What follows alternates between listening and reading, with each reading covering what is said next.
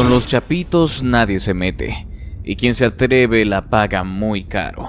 Estas fueron las declaraciones de los chapitos antes de destruir una de las bases de la Sedena, acabando con múltiples miembros de este grupo. Pero ¿cómo fue que lo lograron? Quédate hasta el final del video y descúbrelo. Todo comenzó con un aumento de la presión militar en las áreas controladas por los chapitos, especialmente en el estado de Sinaloa, donde las autoridades habían intensificado los operativos para capturar a los líderes del cártel. Este contexto de hostilidad fue percibido por los chapitos como una amenaza directa a su control territorial y a su hegemonía dentro del narcotráfico mexicano. Ante esto, los líderes del grupo decidieron planear un ataque que debilitara a la Sedena y demostrara su disposición para enfrentarse directamente al aparato militar del Estado mexicano. La base seleccionada como objetivo del ataque estaba ubicada en una zona estratégica cerca de Culiacán, la capital de Sinaloa. Esta base militar era conocida por ser un centro logístico crucial para las operaciones de la Sedena en el noroeste del país. Desde allí se coordinaban operativos contra el narcotráfico y se desplegaban tropas a puntos clave de la región. Para los chapitos, destruir esta instalación significaba no solo un golpe simbólico, sino también un debilitamiento real de las capacidades operativas del ejército en la zona. El ataque fue cuidadosamente planeado durante semanas. Según reportes posteriores, los chapitos recurrieron a su red de informantes dentro de las fuerzas de seguridad y las instituciones gubernamentales para obtener información detallada sobre los horarios, la cantidad de efectivos presentes en la base, los patrones de patrullaje y las medidas de seguridad. Utilizando esta información, diseñaron un plan meticuloso que involucraba tanto una ofensiva directa como tácticas de distracción y bloqueo para maximizar el impacto y minimizar la posibilidad de una respuesta rápida por parte de las Fuerzas Armadas. El ataque comenzó en la madrugada de un viernes, aprovechando la relativa vulnerabilidad de la base durante las primeras horas del día. Un convoy de vehículos blindados y fuertemente armados, compuesto por sicarios entrenados en tácticas militares, se aproximó a la base por rutas previamente vigiladas para evitar ser detectados. Los vehículos iban equipados con armas de alto calibre, incluyendo ametralladoras, lanzagranadas y fusiles de asalto, lo que evidenciaba el nivel de preparación y el acceso a recursos que los chapitos habían logrado consolidar. Antes del asalto principal, los chapitos ejecutaron una serie de ataques simultáneos en otras ubicaciones cercanas, incluyendo retenes militares y estaciones de policía, para desviar la atención de la Sedena y obligar a las fuerzas de seguridad a dispersar sus recursos. Estas maniobras de distracción resultaron efectivas, ya que gran parte de los refuerzos disponibles fue movilizada hacia estas áreas, dejando a la base principal con un número reducido de efectivos en comparación con su capacidad total. Cuando el convoy llegó a las inmediaciones de la base, comenzó el ataque con una intensidad abrumadora.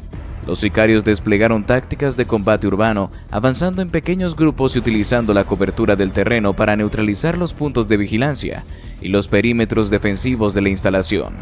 Los primeros en ser atacados fueron los guardias apostados en las entradas principales, quienes, a pesar de resistir con valentía, se vieron superados por la superioridad numérica y el poder de fuego de los atacantes. El caos reinó en cuestión de minutos dentro de la base. Los chapitos lograron infiltrarse rápidamente en las instalaciones, destruyendo equipos de comunicación y sistemas de vigilancia para cortar cualquier intento de coordinación entre los efectivos militares. Esto dejó a los soldados dentro de la base en una posición de desventaja, ya que no podían organizar una defensa efectiva ni pedir refuerzos de manera inmediata. Mientras tanto, los sicarios avanzaban con una precisión sorprendente, atacando los puntos clave de la infraestructura militar, incluyendo depósitos de armas y vehículos. Uno de los momentos más críticos del ataque fue la explosión de un almacén de municiones dentro de la base. Los chapitos, utilizando información previamente obtenida, habían identificado este almacén como un objetivo prioritario. Colocaron explosivos en puntos estratégicos y los detonaron de manera simultánea, lo que provocó una explosión masiva que no solo destruyó el arsenal de la base, sino que también causó daños significativos a las instalaciones circundantes y sembró el pánico entre los efectivos militares. A medida que el ataque continuaba, los soldados dentro de la base intentaron organizar una resistencia desesperada. Sin embargo, la superioridad táctica y el armamento de los chapitos, combinado con la confusión generada por la pérdida de comunicación y la explosión del almacén de municiones, hicieron que cualquier intento de contraataque fuera infructuoso. Los militares enfrentaron bajas significativas, y muchos de ellos se vieron obligados a retirarse hacia áreas más seguras dentro de la instalación, mientras los atacantes tomaban control de amplias secciones de la base. El enfrentamiento duró varias horas y las Fuerzas Armadas, a pesar de su esfuerzo por retomar el control, no pudieron evitar que los chapitos causaran un daño devastador. Al amanecer, el grupo criminal comenzó a retirarse de la base, llevándose consigo armas y equipo militar que habían saqueado durante el ataque. Antes de irse, los chapitos dejaron un mensaje claro. Pintaron grafitis en los muros de la base con frases como "El cártel manda" y "La chapiza controla Sinaloa", enviando un mensaje desafiante tanto a las Fuerzas Armadas como a sus rivales. El saldo del ataque fue devastador. Decenas de soldados murieron o resultaron heridos, la base quedó parcialmente destruida y una gran cantidad de equipo militar fue robado o inutilizado. Este evento marcó un golpe sin precedentes para la Sedena, no solo en términos operativos, sino también en términos de moral. Para las Fuerzas Armadas, la destrucción de una de sus bases por parte de un grupo criminal fue un recordatorio de la magnitud del desafío que representaban los chapitos y el narcotráfico en general. El impacto del ataque se sintió mucho más allá de Sinaloa. A nivel nacional, el gobierno mexicano enfrentó críticas por su incapacidad para prever y prevenir un ataque de esta magnitud. Las imágenes de la base destruida y los informes sobre las bajas similares circularon ampliamente en los medios de comunicación, generando indignación y preocupación entre la población. Por su parte, los chapitos utilizaron el ataque como una herramienta de propaganda, reforzando su imagen como una fuerza imparable dentro del narcotráfico mexicano. En las semanas siguientes, la Sedena lanzó una serie de operativos para intentar capturar a los responsables del ataque. Sin embargo, estos esfuerzos se encontraron con una feroz resistencia por parte de los chapitos, quienes utilizaron su conocimiento del terreno y su red de colaboradores para evadir las Fuerzas Armadas y continuar operando con relativa impunidad. La respuesta de la Sedena. Durante meses, los analistas de inteligencia de la Sedena trabajaron incansablemente para identificar los movimientos y patrones de comportamiento de los chapitos. Usando drones de vigilancia, escuchas telefónicas y redes de informantes, lograron mapear las rutas de tráfico de drogas, las casas de seguridad y los puntos de reunión donde los líderes del cártel coordinaban sus operaciones. Fue un trabajo arduo que requirió paciencia y precisión, pero finalmente comenzaron a emerger patrones claros que apuntaban a la localización de algunos de los miembros más importantes de la organización. Uno de los momentos clave en esta operación fue la interceptación de una llamada telefónica entre dos altos mandos de los chapitos. En esta conversación discutían la logística de una reunión importante que tendría lugar en una finca remota en el estado de Sinaloa. La Sedena, consciente de la importancia de esta información, desplegó un equipo especializado para vigilar la zona. Durante días, los drones y las unidades de inteligencia monitorearon los alrededores, recopilando datos sobre los movimientos de vehículos y las medidas de seguridad implementadas por el cártel. Este esfuerzo culminó con la identificación de un convoy de lujo que transportaba a varios líderes de los chapitos hacia la finca. El operativo para capturar a estos líderes fue diseñado con una precisión quirúrgica. La Sedena movilizó un grupo de fuerzas especiales, conocido por su habilidad para realizar incursiones rápidas y letales. Estas unidades, equipadas con tecnología de última generación, recibieron órdenes estrictas. Debían minimizar las bajas civiles y evitar a toda costa que los objetivos escaparan. El plan era rodear la finca en las primeras horas de la madrugada, cuando los criminales estuvieran más vulnerables. La operación se llevaría a cabo de manera simultánea en varios puntos para evitar que otros miembros del cártel acudieran en su ayuda. Cuando comenzó la incursión, los elementos de las fuerzas especiales se movieron con rapidez y sigilo, usando vehículos blindados y apoyados por helicópteros artillados. Lograron tomar por sorpresa a los sicarios que custodiaban a la finca. A pesar de la resistencia inicial, las Fuerzas Armadas lograron neutralizar a los guardias y penetrar en la propiedad. Dentro encontraron a varios de los líderes del cártel, quienes intentaron esconderse o escapar por túneles subterráneos que habían sido construidos como rutas de escape. Sin embargo, gracias a la inteligencia previa, la Sedena ya conocía la existencia de estos túneles y había desplegado unidades para bloquearlos. El resultado del operativo fue un rotundo éxito. Varios de los líderes de los chapitos fueron capturados, incluidos dos hermanos clave que manejaban operaciones logísticas y financieras del cártel. Además, las Fuerzas Armadas incautaron un arsenal impresionante que incluía rifles de asalto, lanzagranadas, equipo táctico y una cantidad considerable de drogas listas para ser transportadas. Este golpe representó una victoria simbólica y operativa para la Sedena, pero también desencadenó una ola de represalias por parte del cártel. Los días que siguieron a la captura estuvieron marcados por una intensa actividad en las zonas controladas por los Chapitos. Sicarios armados bloquearon carreteras, incendiaron vehículos y atacaron estaciones de policía en un intento desesperado por liberar a sus líderes. Sin embargo, la Sedena había anticipado esta reacción y desplegó refuerzos en puntos estratégicos para contener la violencia. Esta respuesta rápida y efectiva evitó que las represalias se salieran de control, aunque las tensiones en la región se mantuvieron altas durante semanas. Mientras tanto, los prisioneros capturados fueron trasladados a instalaciones de máxima seguridad, donde se inició un proceso exhaustivo de interrogatorios. La información obtenida de estos interrogatorios resultó invaluable para las investigaciones en curso. Los detenidos revelaron detalles sobre la estructura interna del cártel, las rutas de tráfico internacional y los nombres de colaboradores clave, tanto dentro como fuera de México. Esta información permitió a la Sedena planear una serie de operativos adicionales que culminaron con la captura de más miembros del cártel en los meses siguientes. Uno de estos operativos fue particularmente significativo. Tras analizar la información proporcionada por los detenidos, la Sedena identificó un complejo industrial en el estado de Sonora, que funcionaba como un centro de producción y distribución de metanfetaminas. Este complejo, oculto en un área remota y protegido por un pequeño ejército de sicarios, era una de las fuentes principales de ingresos para los Chapitos. La operación para desmantelarlo fue similar en su planeación al asalto de la finca, pero esta vez requirió el uso de equipos especializados para desactivar explosivos y neutralizar trampas colocadas por el cártel. El asalto al complejo resultó en la incautación de toneladas de drogas, así como en la captura de otros miembros clave del cártel, encargados de supervisar la producción de narcóticos. Este golpe fue devastador para los Chapitos, ya que no solo representó una pérdida financiera significativa, sino que también afectó su capacidad para operar a nivel internacional. Además, la captura de este líder proporcionó nueva información que ayudó a las autoridades a seguir rastreando a otros miembros de la organización. La Sedena continuó con esta estrategia de golpes precisos, utilizando la inteligencia obtenida para atacar puntos clave del cártel y capturar a más de sus miembros. Cada operación debilitaba un poco más a los Chapitos, quienes se vieron obligados a reorganizarse y redistribuir sus recursos para mantener su control territorial. Sin embargo, el daño estaba hecho, y la organización comenzó a mostrar signos de fractura interna, con algunos de sus líderes cuestionando las decisiones de los hermanos restantes. El comienzo del infierno.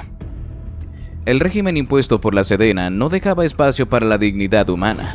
Los prisioneros eran constantemente vigilados por guardias que no solo cumplían órdenes, sino que parecían disfrutar de la oportunidad de ejercer poder sobre estos hombres que, hasta hace poco, habían aterrorizado regiones enteras del país. Las humillaciones eran constantes. A menudo los obligaban a realizar tareas degradantes, como limpiar los baños comunes con las manos desnudas o arrastrarse por el suelo en presencia de los oficiales. Estas acciones buscaban destruir cualquier vestigio de orgullo o resistencia que pudieran albergar. La comida, o lo que les ofrecía como tal, era otra herramienta de tortura. Los prisioneros recibían raciones mínimas, insuficientes para mantenerlos nutridos. A menudo los alimentos estaban en mal estado, un método deliberado para debilitarlos físicamente. La desnutrición no solo afectaba su salud física, sino que también contribuía al deterioro de su resistencia mental, haciéndolos más vulnerables a los interrogatorios. Algunos de los prisioneros, desesperados por algo más que pan duro y agua rancia, se ofrecían a cooperar a cambio de una comida decente, pero incluso en esos casos, la recompensa nunca llegaba. Los castigos físicos eran una constante. Cada vez que un prisionero mostraba la más mínima señal de resistencia o desafío, los guardias actuaban con una violencia implacable. Los golpes eran metódicos, aplicados de tal manera que causaran el máximo dolor sin provocar heridas visibles que pudieran ser documentadas. Los bastones, las descargas eléctricas y los puños eran herramientas comunes en este sistema de tortura. A veces los prisioneros eran colgados por las muñecas durante horas, hasta que sus cuerpos se rendían bajo el peso y el dolor. En otras ocasiones, eran sumergidos en agua helada o expuestos a temperaturas extremas, todo con el propósito de debilitarlos y forzarlos a hablar. El aspecto psicológico de esta campaña de tortura era igualmente devastador. Los prisioneros eran constantemente privados de sueño, despertados cada hora con luces brillantes o ruidos ensordecedores.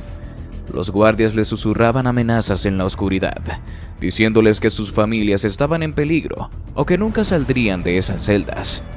En algunos casos colocaban a los prisioneros en habitaciones completamente oscuras durante días, dejándolos sin ninguna noción del tiempo o del espacio. Este aislamiento sensorial llevaba a muchos de ellos al borde de la locura. Los interrogatorios, el propósito principal de todo este sistema de tortura, eran tan brutales como los castigos. Los prisioneros eran arrastrados a cuartos especiales donde un equipo de interrogadores entrenados utilizaba métodos que combinaban violencia física con manipulación psicológica. A menudo se les hacía escuchar gritos pregrabados que simulaban el sufrimiento de sus seres queridos, o se les mostraban fotografías falsas de sus familias siendo torturadas. Estas tácticas buscaban explotar sus miedos más profundos y hacerlos cooperar. Los interrogadores no se detenían ante nada. Cualquier indicio de debilidad era utilizado como una oportunidad para intensificar la presión. Los métodos de tortura física durante los interrogatorios incluían técnicas como el submarino, donde los prisioneros eran asfixiados con agua o descargas eléctricas aplicadas a las extremidades y genitales. Estas prácticas eran deliberadamente dolorosas, diseñadas para quebrar la resistencia más fuerte. Los prisioneros que intentaban resistir se enfrentaban a castigos aún más severos, como la privación de comida y agua por días, o el confinamiento en posiciones dolorosas durante largas horas. Las heridas y lesiones se acumulaban rápidamente, pero el acceso a la atención médica era mínimo. Los guardias solo intervenían cuando el prisionero estaba al borde de la muerte, no por humanidad, sino para asegurarse de que viviera lo suficiente como para ser interrogado nuevamente. A medida que los días se convertían en semanas, los efectos de este régimen eran evidentes. Muchos de los prisioneros comenzaron a mostrar signos de colapso mental, alucinaciones, ataques de pánico, pérdida de memoria y un miedo constante a lo que les esperaba. Algunos intentaron resistir, aferrándose a su lealtad a los chapitos, pero incluso los más fuertes comenzaron a quebrarse bajo la presión constante. Los que finalmente cedían ofreciendo información a cambio de alivio se encontraban con una amarga realidad. La cooperación no significaba el fin de su sufrimiento. Los interrogadores, desconfiando de la veracidad de sus confesiones, continuaban aplicando tortura para confirmar los datos obtenidos. En algunos casos, los prisioneros intentaron quitarse la vida, desesperados por escapar del infierno en el que se encontraban. Sin embargo, los guardias estaban atentos a estos intentos y tomaban medidas extremas para evitar que los prisioneros lograran su objetivo. Este control absoluto, que les negaba incluso la posibilidad de terminar con su sufrimiento, era otra forma de reafirmar el poder del sistema sobre ellos. A pesar de la brutalidad de este régimen, la información obtenida fue crucial para las operaciones de la Sedena. Los prisioneros revelaron detalles sobre las rutas de tráfico, las ubicaciones de escondites de armas y drogas, y los nombres de colaboradores tanto dentro como fuera de México. Esta información permitió a las Fuerzas Armadas llevar a cabo una serie de operativos exitosos que debilitaron aún más al cártel. Sin embargo, estos logros no estuvieron exentos de controversias. Las tácticas utilizadas para obtener esta información generaron críticas tanto dentro como fuera de México, con organizaciones de derechos humanos denunciando el uso sistemático de la tortura y la violación de las leyes internacionales. Con el tiempo, algunos de los prisioneros que sobrevivieron a este régimen brutal fueron llevados ante los tribunales para enfrentar cargos por sus crímenes. Sin embargo, muchos de ellos estaban tan física y mentalmente deteriorados que apenas podían participar en sus propios juicios. Sus apariciones en la corte, con cuerpos debilitados y miradas perdidas, se convirtieron en un símbolo del costo humano de la guerra contra el narcotráfico, no solo para las víctimas, sino también para los perpetradores. Y así llegamos al final de este video. Si te gustó, te invito a que nos des tu me gusta para seguir haciendo más videos como este, además de que no olvides suscribirte y activar la campanita para que no te pierdas ninguno de nuestros nuevos videos. Te deseo un gran día. Hasta la próxima.